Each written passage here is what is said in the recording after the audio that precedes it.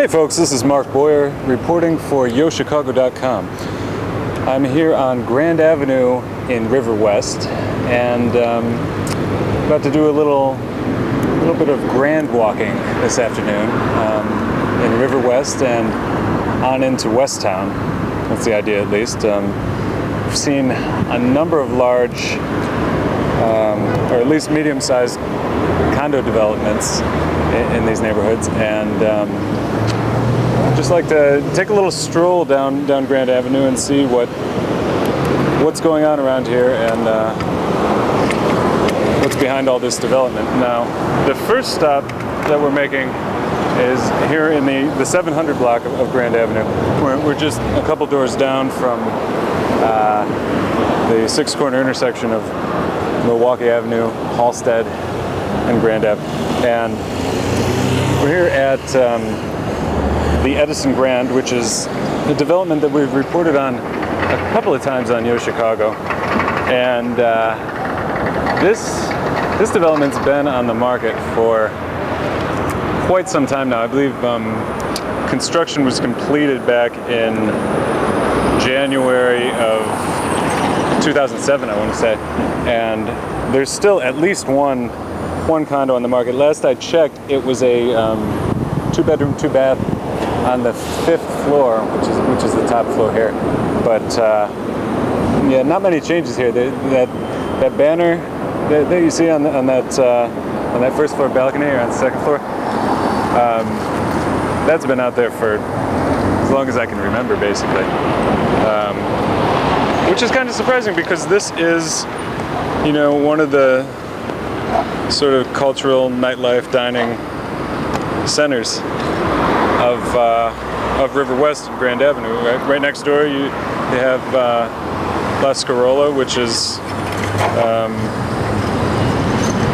you know, one of the most popular Italian restaurants in the neighborhood, if not in all of Chicago. A lot of people list that as their favorite Italian restaurant. Next door to that, you've got Richard's Bar, which is obviously sporting the Italian flag. And across the street from that is the Funky Buddha Lounge, Butterfly Social Club. These are Funky Buddha Lounge is a really popular dance club. It says something about its multi-ethnic character on the side. It claims to be one of the most diverse nightclubs in Chicago. And this building right next to it, we'll take a walk over here in a moment, is the Butterfly Social Club. I think that cropped up a little bit later. It's an eco-focused bar and lounge. All right, this building that we're looking at is a frequent topic of conversation in the Yo offices, and for me it's a perennial source of disappointment because this is a very large, basically abandoned building on the corner lot between Grand Avenue and Milwaukee Avenue. It's got a large pie-shaped footprint, and it's stood vacant for a very long time now. There are plans, I believe, by Paramount Homes to develop here. Plans called for a large high-rise of somewhere between 10 and 15 stories, and 1 to 3 bedroom apartments or condominiums. They called it transit-oriented development, if I remember correctly. And they called it that because it's located basically right on top of the Grand Blue Line station. And it's a pretty popular Blue Line station among Yo staffers, at least. And pretty straight shot down to the loop from here. So it seems like a prime location for development, but those plans have been around since at least 2006, I believe, and nothing's come of it yet. Last I heard from them, there were no immediate plans to develop it. I'm sure the downturn in the market has everything set back, at least for a while. But I do hope that something happens here in the near future. Now we've just crossed over the Kennedy Expressway, and we're at another pretty prominent intersection around here, which is May Street and Grand Avenue. And as you can see, there are plenty of pretty well-established businesses here. Many of them are Italian-owned, and you have Bari Foods and Tomatoes Bakery across the street. Another kind of specialty grocery store carries a lot of Italian meats and noodles. And on the corner there, you have the May Street Market, which is a pretty upscale fine dining restaurant. Further on down the street, I'm not sure if you can see this, but there's Salerno's Restaurant, Pizzeria. Across the street from that is Vinny's Subs, which is a pretty popular sub shop, and there's also the Butterfly Sushi Lounge and Thai restaurant, which is kind of the odd man out here. It's the only non-Italian eatery that I've seen on this stretch.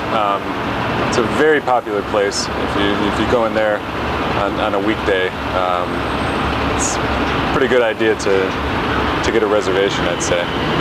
Weekends, absolutely.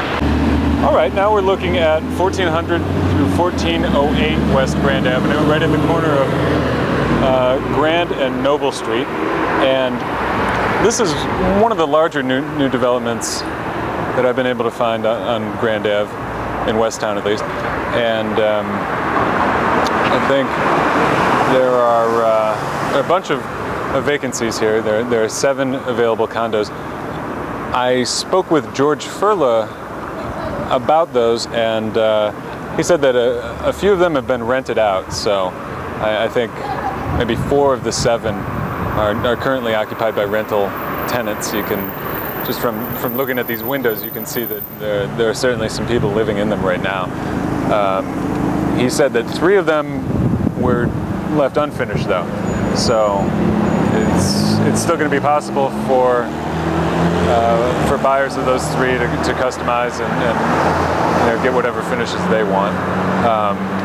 This is, on an architectural note, one of the more unusual buildings we've seen in the neighborhood. I guess there's really no precedent for something like this around here. The retail of note here, of course, is the Green Grocer. Opened last January, and I've got a friend who deals in organic produce in Chicago. He says they buy all local stuff, or at least they try to. They buy a lot of stuff from the City Farm on Division Street, and okay, well. All right, so here we are inside the Green Grocer, and this is the proprietor. Cassie Green. Cassie, of course. Yeah. And works out well. Tell us about your store. I know it's relatively new. Yeah. Well, our store's been open for about 6 months, and we're really trying to focus on local food, locally grown and produced food, as well as organic food. So, not necessarily all certified organic, but just healthy stuff that's good for our bodies, the environment, and by working with a lot of local people, we're supporting our local economy. So that's what we've tried to do here. We've got a small store, but we have a lot of stuff. My husband and I live on Grand Avenue too. We live just down the block, and we love the fact that we have the store open in our neighborhood, because it's just like we know everybody, and we're walking our dog down the street, we're like waving to people, and everyone's like, hey, how are you? Love the blueberries I bought from you. So it's nice. It feels like a real community. We've been here, we've lived on Grand just for about 2 years, and I mean, since we've moved in even, there's been a couple restaurants go in, Coal Fire Pizza, All Rice Gallery just moved in, Post 27, which is down the street, we opened. I think it's just starting to become, like, it's not by any means like a division street, which actually for me makes me very happy. Yeah. It's not like crazy commercialized, but it's a lot of locally owned businesses. A lot of people who live in the neighborhood own these stores. I don't know, I think a lot of people are realizing that there's just a need for it in this neighborhood. I mean, that was our inspiration to open this store, was that we've lived here and we were frustrated with the fact that there was no place to buy healthy food. anywhere. I mean, you couldn't walk anywhere. You had to bike or drive to a grocery store, and that's kind of a pain. And you know, we wanted a place that was close by, and we're like, well, we can't be the only ones. Like, and we did focus groups in our neighborhood. We talked to people like in the park when we were walking our dogs and be like, hey, we've got this idea. Do you like it? Do you think it's totally lame? And I mean, a lot of people were like, no, we need more businesses, and you know, we love that. So great. It's cool. There's a lot of neighborhood support. It's honestly my favorite neighborhood I've lived in since I moved to Chicago. Really? Yeah. And I've lived in some pretty cool neighborhoods, but like, it feels, like I said, it's like a community here. People look out for each other, and just very cool, down to earth people. Great. Yeah. Well, thanks very much. Sure. Thank you. All right, here we are posted up in front of 1425 West Grand, and this is one that hadn't been on the Yo radar for well, until this week, basically. I just noticed it recently and gave Phil Soto a call at Jameson Realty. He says there are 8 condos in this building. Only one of them's been sold, so 7 are still available. One of those 7 is a quite large duplex down. I think it is about 2,700 square feet. And you can't see it from here, but it's like there's some pretty big balconies in the back. I believe there's a parking garage back there too. All right, we're here in the 1800 block of West Grand Avenue now, at the Avenue on Grand. Some regular viewers might remember the video tour I did with Paul Fortman about a month and a half ago. When I came down here with Paul, there were 2 units available, one on the top floor, one on the 3rd floor, I believe. And haven't checked in since then, so I don't know if they're still available or not. But these are definitely some luxury condominiums. And just looking down the street, not seeing a whole lot of other luxury condos in the immediate area. And to be completely honest, you don't see a lot of very attractive neighborhood amenities either. In fact, most of the storefronts on the north side of the street seem to be vacant. The biggest business around here that I can see is Napa Auto Parts, just down the street. Although there is a Kid City children play space that just opened up right next door, so I guess that's a sign of some recent development. But down on Hubbard Street, Paul was telling me there's a lot of antique shops, and